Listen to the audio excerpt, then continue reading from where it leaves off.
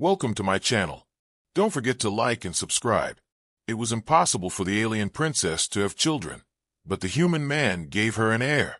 Princess Aelira sat on the cold stone throne, the weight of her crown digging into her forehead as she stared blankly across the ornate hall. Her long, silver ears twitched in the silence, the only sound the soft crackle of the fire burning in the distant hearth. The throne room was a cavernous thing, all marble and gold filigree. Yet today, it felt as empty as the promise of her bloodline. Aelira's ancestors had ruled this planet for millennia, their lineage rich with power and prosperity. But now, it felt like she was nothing more than a last, dying ember in the cold, dark night. The curse had been in her family, for as long as anyone could remember. No heirs, no children, only an endless line of rulers growing more distant from the future with each passing year. "Your Highness," a voice interrupted her thoughts. Aelira turned to find Veldrin, her chief advisor, standing a few paces away, eyes nervous but unreadable. He had a way of making even the most confident of courtiers appear as if they'd just lost a game of galactic chess. "Yes, Veldrin," she asked, her voice tired, almost too tired. She had never liked the man, but he was useful in the way that only a bureaucrat with no sense of humor could be. "It seems we are receiving a visitor," Veldrin said, the last word practically choked from his mouth as if it were a bad meal. "A human, Your Highness. A human." Aelira raised an eyebrow. "We don't receive humans. We barely even acknowledge their existence unless we're trading with them, and that is hardly the same as receiving them." Veldrin hesitated, his face twitching as though unsure how to deliver a punchline to a joke no one was supposed to laugh at. "Well, it's complicated, Your Highness. The council thought it beneficial to have him brought here for you to, well, meet." "Meet?" Aelira scoffed. "What, are we hosting a circus now?" Her lips curled into a tight smile. "I didn't realize we had started accepting creatures with inferior intelligence into our royal halls." Veldrin looked around nervously, as if the walls might come alive and smite him for his lack of insight. "He's human, Your Highness, and the council is convinced his presence will, well, solve certain matters." "Matters?" Aelira's smile twisted into something sharper. "You mean the matter of my cursed bloodline?" Of course. Aelira had never felt comfortable being called a princess. The title seemed meaningless, almost absurd. What did it mean to rule over a kingdom that was dying, where the people no longer believed in anything beyond the endless parade of titles and rituals? Every time someone spoke of her future as the heir, she felt a sickly sense of dread. Her body had not borne a child, nor had it ever shown signs of being able to. The curse had followed her bloodline for generations. Veldrin's gaze dropped, the pity in his eyes so thick she almost choked on it. "Your Highness, the human will be here soon. Perhaps it would be wise to—" Aelira stood abruptly, cutting him off. "Perhaps it would be wise for me to have a little fun with this. If this is the solution they offer, then so be it. Let's meet their human."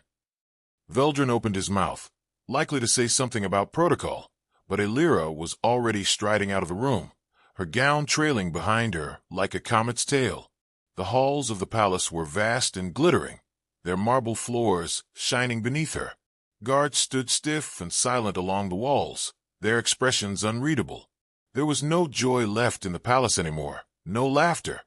Just the rustle of political power, the cold shuffle of inevitability. As she approached the grand entryway, a strange noise echoed down the corridor, a low hum that vibrated through the walls like a malfunctioning hyperdrive engine. Aelira paused, cocking her head slightly. The ship, the human. Her eyes narrowed, and she smiled inwardly. This was going to be interesting. A moment later, the heavy doors of the throne room parted, and Aelira stepped inside, her posture regal, yet her thoughts racing. Standing in the center of the room, facing a group of advisors, was the human. He was shorter than she expected. His features were unremarkable by their standards, yet there was something oddly endearing about him. His hair was dark and unruly, as though he'd never seen a comb in his life, and his clothes were, well, they were nothing like the royal silks of the palace.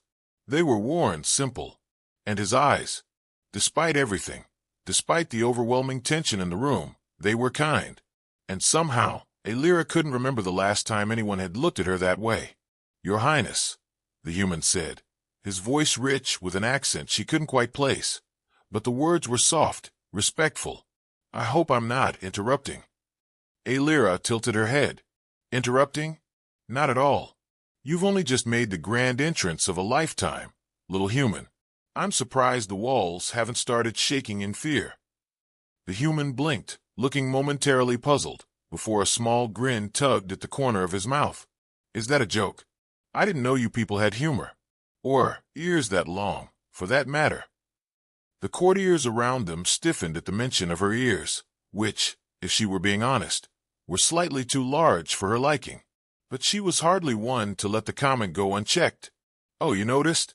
I've been told they're an ancient family trait. My mother had them as well, though I'm not sure if she ever used them to listen to jokes as bad as that one." Laughter echoed through the room, albeit nervously. Even Veldrin couldn't help but mutter an awkward chuckle, his eyes wide. The human shifted on his feet, clearly trying to regain some composure. "Well, I'll take that as a compliment. I mean, if you're offering it." Aelira arched an eyebrow, stepping forward and crossing her arms. "You have a strange way of getting to the point, don't you, human? I'm almost impressed. Tell me, what exactly brings you to my world? I hope it's not just for bad jokes and a closer look at my ears." The human grinned again. "Well, to be honest, I was hoping for more of a cultural exchange. You know, like making things less awkward. Besides, if I had known how amazing your ears were, I might have tried to visit earlier." For a moment, Aelira forgot about the curse, the whispers of extinction, and even the heaviness of her future. She couldn't help but laugh. It was light, almost carefree, a sound that hadn't escaped her lips in years. Maybe, just maybe, the impossible was about to unfold in the most unexpected way. Aelira leaned back against the cool marble wall, her long ears still buzzing with the aftershocks of laughter. She hadn't expected the human to be, well, funny. Of course, he wasn't the sharpest tool in the shed, but the awkwardness of his humor was oddly endearing. She found herself momentarily distracted from the weight of the court's expectations, the burden of her barren bloodline. "His name is Marcus," Veldrin murmured as he stepped closer, his voice low and strained. "A human from a world called Earth." Aelira glanced at him, her eyebrow quirked. "Earth? Is that what they call the place where they send all their misfits?" Veldrin stiffened, but Aelira could see the hint of a smile playing on his lips. He didn't share her humor, but he was smart enough to know when to let her sarcasm slide. "Not exactly, Your Highness," he said, clearing his throat. "But it's a populated world. They have their own way of life, their own systems of governance. Quite different from ours, of course. And according to their reports, they've developed quite the ability for interstellar travel." Aelira rolled her eyes. "Great. So they can travel across the stars, but can't manage a decent wardrobe or, apparently, good manners." Veldrin said nothing. He had learned long ago that sarcasm was Aelira's preferred coping mechanism, especially when she was faced with things she didn't understand, or, more often than not, didn't care to understand. The door to the royal dining hall opened with a low groan, and Aelira could hear Marcus's voice echoing down the corridor. She turned her head slightly, curious despite herself. It wasn't often that someone caught her attention this way. Marcus entered with a strange swagger, as though he were still half convinced he might be thrown out at any moment. The truth was, no one had quite decided what to do with him. The Council of Elders hadn't yet given their verdict on his value, or his purpose. As they put it, to the Elders, everything had a purpose. Nothing existed without meaning. It was why the curse in Aelira's family had been so thoroughly examined by the greatest minds of the court. No one could explain it. No one could fix it. So, they had turned their eyes to the stars in search of answers. Aelira's eyes met Marcus's the moment he stepped into the hall. He was wearing that same wide-eyed, awkward expression as if someone had told him to act as if he belonged here. Aelira found it almost charming. He was like a child who had wandered too far from home, yet refused to believe he was lost. "Princess," Marcus greeted her with a grin that was equal parts curiosity and caution. "Nice to see you again. I hope you've had some time to, adjust to my brilliant sense of humor." Aelira rolled her eyes, but she couldn't help the smirk that tugged at her lips. "Ah yes, your brilliant humor. You'll forgive me if I'm still recovering from the impact of it." Marcus laughed, clearly not taking her words too seriously. He took a seat across from her, his posture more relaxed now that they were away from the formalities of a throne room. "I guess I'm not exactly a hit with the locals, huh?"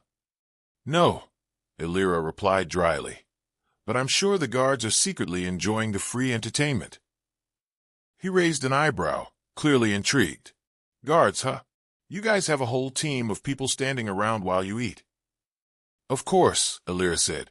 "I'd be more concerned if I didn't. You see, I'm a princess, and it's always nice to know when people are staring at you for reasons other than the fact that you have enormous ears." Marcus blinked, clearly taken aback, before he grinned. "Yeah, well, your ears are kind of impressive, but I'm guessing they're not the first thing on your mind. So what is this whole curse thing you mentioned, right?" Aelira froze, her smile faltering for a moment. She hadn't expected him to bring it up so casually. It wasn't something she talked about openly. No one did. The curse that had hung over her family for generations was the one thing she had never figured out how to laugh off. Her ears? Sure, those she could joke about. But the absence of an heir? The weight of an entire civilization's future resting on the shoulders of someone unable to bear a child? That wasn't something you made light of. But then again, he was human. He didn't know what it meant to be cursed in a way that had torn apart entire lineages.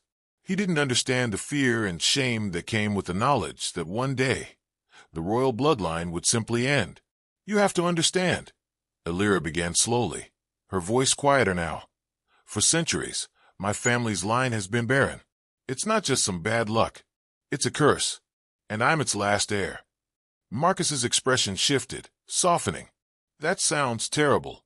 But you're here, right? You're the last one standing. That's something." Aelira snorted. "Right, the last one standing in a house that's falling down around me." She leaned forward, meeting his eyes. "And now you're here. Some random human from a distant planet, who doesn't even know how to properly address a princess, is supposed to fix everything." Marcus opened his mouth to respond, but before he could, the room was suddenly filled with the sharp sound of a door slamming open. Two guards marched in, their faces stern as always, and behind them, Veldrin appeared, his face tight with worry. "Your Highness," he said, his voice low and urgent, "there's been a development." Aelira glanced at Marcus, then back at Veldrin. "What now?" she asked, her patience wearing thin. "It's the council," Veldrin explained. "They've decided they want to experiment." Aelira blinked. "Experiment? On what?" Veldrin hesitated before continuing. "They believe that the union between you and this human might be the answer to breaking the curse." Aelira's eyes narrowed. "You're kidding." "Not at all, Your Highness," Veldrin replied gravely. "They want to test something, to see if the two of you can conceive." The words hung in the air, heavy and suffocating. Aelira's heart skipped a beat. She turned to Marcus, but there was no surprise in his eyes. In fact, there was something almost resigned. "You've got to be kidding me," Aelira said, half laughing in disbelief. "They want to test that." Marcus shrugged, an odd, lopsided grin spreading across his face. "Guess they think it's worth a shot. Not that I'm complaining." He leaned back in his chair, eyes twinkling with amusement. "At least I get to stick around a little longer." "Right." Aelira looked at him, trying to suppress a laugh. "If this doesn't work, Marcus, I'll have to send you back to your planet with a note saying, 'Sorry, we tried. Better luck next time.'" Marcus laughed, and for a brief moment, the weight of the future seemed a little less unbearable. Just a little. The following days were a blur of strange meetings, impossible propositions, and more awkward conversations than Aelira could count. The council had made its decision. The experiment would take place in secret, away from the prying eyes of the court. They had insisted on the utmost discretion, as though the whole situation wasn't already a scandal waiting to explode. Of course, Aelira wasn't going to let them get away with it without a little fun. After all, if this was going to be the start of the most absurd chapter of her life, she was going to enjoy the ride, even if just for a moment. The human Marcus had taken it all in stride, as though being part of some intergalactic fertility experiment was a casual Tuesday for him. He was strange like that, unfazed, as though everything about his life had prepared him for bizarre situations like this one. Aelira couldn't decide if she was irritated by his lack of seriousness or impressed by it. But either way, she had to admit, he made her laugh in a way no one else had, and that was no small feat. Okay, she said one evening, pacing around the small chamber where the experiment was supposed to take place. So what's the game plan here? You know, before we go off and break all the laws of biology in one fell swoop. Marcus, sitting cross-legged on one of the plush cushions scattered around the room, looked up at her with an expression that screamed, "I have no idea what I am doing." Well, if I had to guess, I'd say you probably want to start by making sure I don't mess up anything important, he said, grinning as though he were a schoolboy at the principal's office. Maybe don't let me touch anything that looks important or shiny. I'm good at breaking things. Aelira raised an eyebrow. I think you're already doing a fine job of breaking everything. If I didn't know better, I'd say you were a walking disaster zone. He laughed, shrugging. Walking disaster zone. Yeah, I guess that fits. But hey, at least I'm consistent. She could feel the tension in her chest ease slightly. Despite everything that had led up to this point, despite the weight of her family's curse, the expectations of the council, the whispers of the court, she was still able to share these moments with him. His humor was a strange antidote to her frustration, even if it wasn't entirely welcome. And in that, there was a certain comfort. All right, let's get serious, Aelira said after a moment. She stopped pacing and turned to face him, folding her arms. We can pretend this is a casual chat, but the truth is, we're walking into something that could change everything for my world. I get it, Marcus said, his voice dropping to something quieter. You've been carrying this burden for how long? Your whole life. Yes, Aelira answered softly, her gaze drifting to the window. I've watched the years pass, the palace age, while I remain the last of my bloodline. I can feel the weight of it every day. The pressure, the idea that this will all end with me. He was quiet for a moment, and when he spoke again, his voice was calm, measured. So, when you say this could change everything, what exactly are we talking about here? What are we risking? Aelira turned to face him again, her eyes narrowing slightly. We're risking everything, Marcus. This isn't just some experiment. If we fail, there is no more throne, no more kingdom. The legacy ends, and my people will be left to fade into the stars like forgotten dust. And if we succeed? Aelira's lips curled into a faint, almost bitter smile. If we succeed, maybe we get to write a new future. Maybe the curse ends. Maybe I get to live a life that isn't defined by death. Maybe I actually get to have a family. Maybe my world gets to keep existing. Marcus nodded slowly, absorbing her words with an almost unnatural seriousness. Then, after a long pause, he said, Well, I'll give it my best shot. You've got a lot riding on me, princess. No pressure, right? Aelira snorted. Yeah, no pressure. Just the survival of an entire species. So, no big deal. The door to the chamber opened with a soft whoosh, and Veldrin entered, looking as tense as a stretched bowstring. He glanced between the two of them, as if weighing the situation before speaking. Your Highness, he began, voice strained. The preparations have been made. The testing chamber is ready. We'll begin shortly. Aelira gave him a pointed look. Testing chamber? Really? That sounds like we're about to start a reality show rather than an ancient ritual that could either make or break my entire civilization. Veldrin's lips pressed together into a thin line. It is, as the council insists, a necessary process. The chamber will monitor everything, ensuring the experiment is conducted in the most precise manner. Uh-huh, Aelira muttered. Precise. Right. Marcus stood up, brushing off his pants. I thought I'd be in over my head, but now I'm just wondering how many lights I'll accidentally break in this precise chamber. Veldrin looked at Marcus as though he'd just spoken in an ancient, forgotten tongue. You will not touch anything in the chamber. Marcus raised his hands in mock surrender. I'm just kidding. I'll keep my hands to myself. I'm not here to mess up your fancy, equipment. Please don't, Veldrin said, though the smallest hint of exasperation slipped into his voice. The devices in that room are highly sensitive. Aelira shot a quick glance at Marcus and grinned. You hear that? Highly sensitive. You've been warned. Marcus flashed her an exaggerated salute. Got it. No touching anything. I'll try to stay out of trouble. No promises, though. With a final glance at the two of them, Veldrin turned and headed back toward the door. Follow me, he called over his shoulder. Aelira and Marcus exchanged a glance, both silently acknowledging the absurdity of the situation.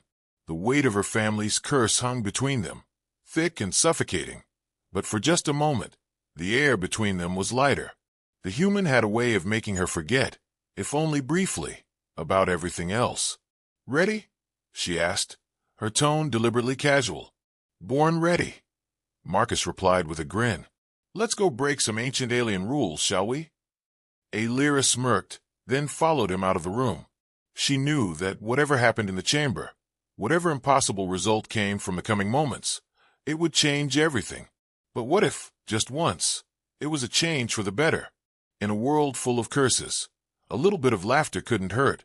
The chamber was colder than Aelira had anticipated. It wasn't an unnatural cold, but a chilling precision.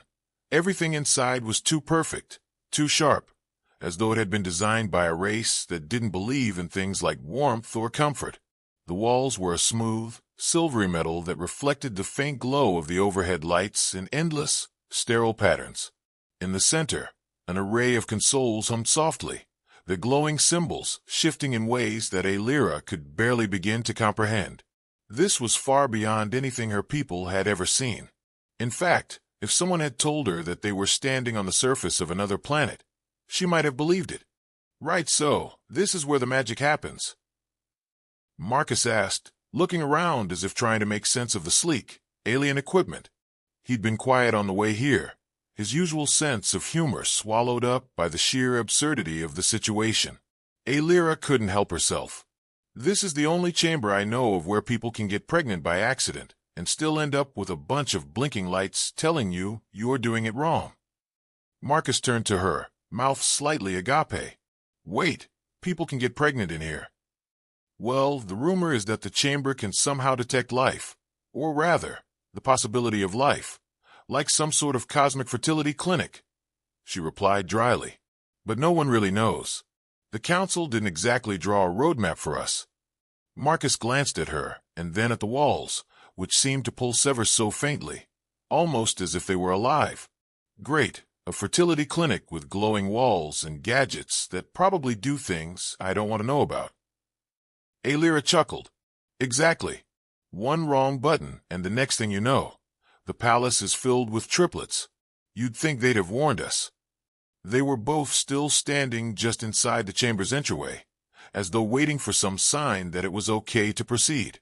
Veldrin, who had silently entered with them, was already at the central console, his hands moving over it with precision that made Aelira's head spin. I'll need to run a quick diagnostic before we begin, Veldrin said, not looking up from the glowing panels. There are safeguards in place to ensure the procedure is as effective as possible. Yeah, because nothing says trustworthy like a set of unpredictable alien safeguards, Marcus said, folding his arms. You sure we're not going to get zapped into another dimension or something? Because that's my ideal way of bowing out. Aelira shot him a sideways glance, the smirk tugging at the corners of her lips. You do realize that if you get zapped into another dimension, I'm not going after you, right? I've got enough problems. Marcus raised an eyebrow, half grinning. Fair enough. But if I end up stuck in some parallel universe with only myself for company, I'll send you a postcard. Veldrin's eyes narrowed at their exchange, but he didn't interrupt. The diagnostic hum in the room grew louder for a moment, and then the console emitted a soft, chime-like tone, signaling that everything was ready. Diagnostics complete, Veldrin said. We can begin when you're both prepared. Prepared? Oh yeah, totally. Just, no pressure, Marcus said, clapping his hands together as though trying to psyche himself up for a race. Okay, Let's see if we can't make some magic happen. Aelira could feel the tension in her chest tighten again, despite her lightheartedness.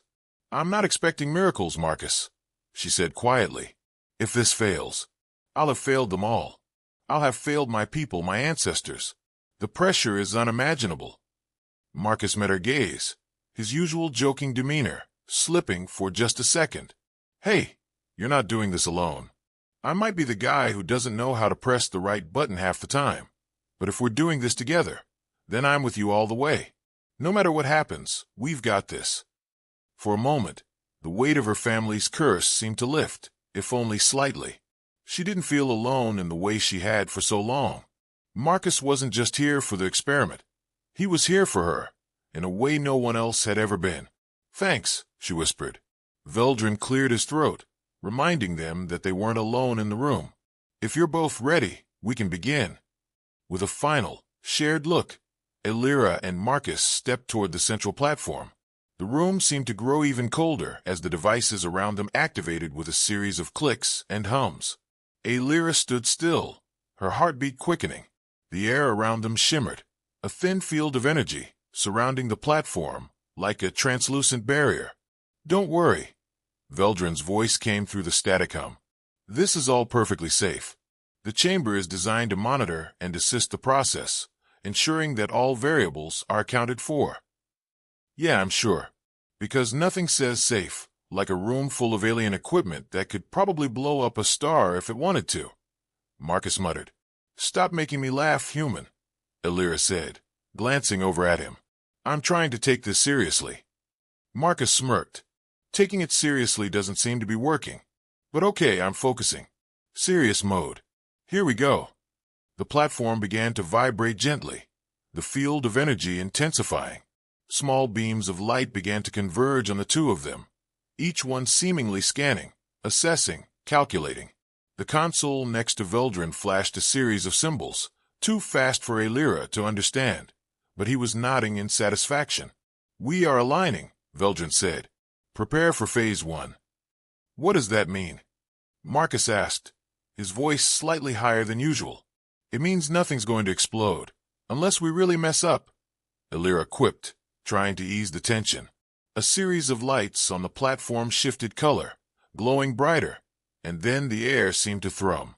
Aelira's pulse quickened, not out of fear, but out of an overwhelming sense of anticipation. This was it, the moment that could either change everything or prove, once and for all, that there was no escaping the curse. Phase 1 complete, Veldrin announced. We are now entering the final stage. Once we proceed, we will begin to generate the necessary genetic. I don't need a science lesson, Marcus interrupted, raising his hands. Just let's do this. But no turning me into an alien, okay? Aelira rolled her eyes. You've been worrying about that for days. I'd be more worried about turning into an actual queen if this works. Marcus chuckled, but it was clear he wasn't completely at ease. Aelira wasn't either, but she had come this far, and no matter how ridiculous it all seemed, how strange, how unprecedented, it was happening. They were going to try. The lights pulsed one final time, and for a heartbeat, the room was completely still.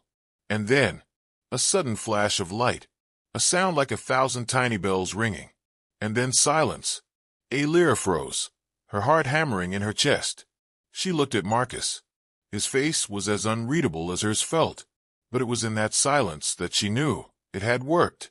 The curse had been broken, or maybe it hadn't. She wasn't sure yet, but whatever happened next, there was no going back. The silence in the chamber stretched longer than Aelira was comfortable with. The lights had dimmed to a soft glow, casting long shadows across the room. Her heart hammered in her chest as she glanced at Marcus, who was staring at her with the same intense focus as she had. For a moment, neither of them moved. No one spoke. The hum of the chamber had quieted, leaving an eerie stillness in its wake. Is it done? Marcus asked, his voice barely more than a whisper. Aelira blinked, still processing. She couldn't quite comprehend what had just happened. She was used to immediate results from the people who controlled her life. The council, the ministers, the endless advisors who spoke in sweeping statements about destiny and fate. But this, this was different. She wasn't sure what it meant. Then, just as she began to ask herself if they had truly succeeded, a sudden hum filled the air again, followed by the unmistakable beep of a confirmation tone from the central console. Veldrin was already moving, his fingers gliding across the console in a blur of motion. It's... He hesitated, looking up at them, his usual calm demeanor replaced by a faint, bewildered awe. It's complete. What does that mean exactly? Marcus asked, a bit of panic creeping into his voice. Because I'm not sure I know what we've just done, but I'd love some clarification. Veldrin paused, as though deciding how to put it into words. It means, human, that the impossible has been achieved. The genetic alignment has been successful. The princess will bear an heir. Aelira felt her knees almost give way beneath her. She reached out to steady herself, her breath coming in short, fast bursts. It was real. It was happening.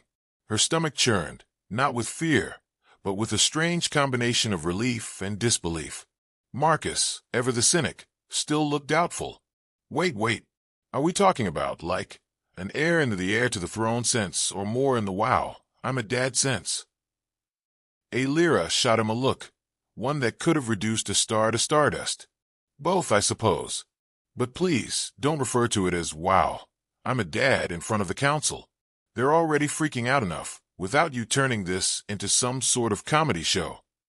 He threw his hands up in mock surrender. Fair enough. I'll keep the dad jokes in check. For now. Aelira's mind was still racing, processing what had just happened. For the first time in her life, the curse that had hung over her for as long as she could remember, threatening to consume everything she knew, had been broken. For the first time, she could imagine a future that wasn't filled with the whispers of extinction.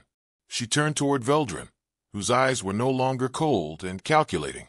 There was something else there, a trace of wonder, of disbelief. What now? She asked. We proceed as planned, Veldrin answered, his tone still carrying the weight of uncertainty. The council will need to be notified. They will take the next steps in ensuring the heir's place is secured. Aelira nodded, though part of her wanted to push back, to demand answers that would make sense of everything, that would tie up the loose ends. But for now, she knew there was only one thing she could do. Face the future. Right, she muttered, turning to Marcus. Let's go greet the chaos that will inevitably come our way. I'm sure it'll be a circus. You ready? Marcus cracked a grin. I was born ready. But if this circus involves any more alien technology that could send us to another dimension or explode at the worst possible time, I'll need a bigger bag of snacks. Aelira chuckled softly, the tension easing out of her chest for the first time in what felt like forever. Fine. You can bring your snacks. But only if you promise to stay serious when we meet the council. This isn't a joke anymore. No promises, he said with a wink, following her out of the chamber.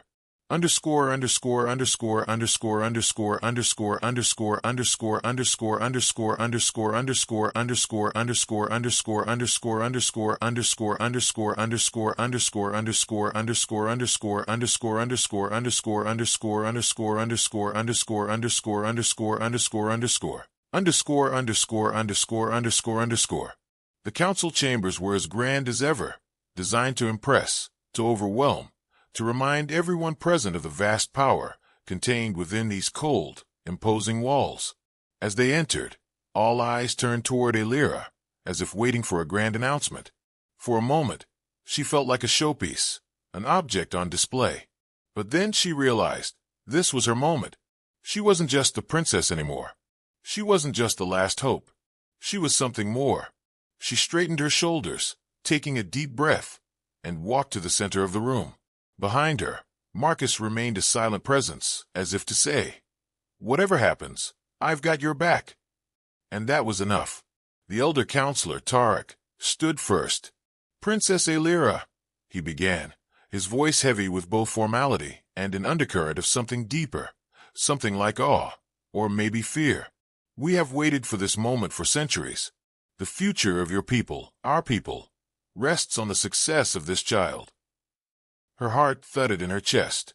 She had always been the symbol of her people's extinction, their inevitable decline.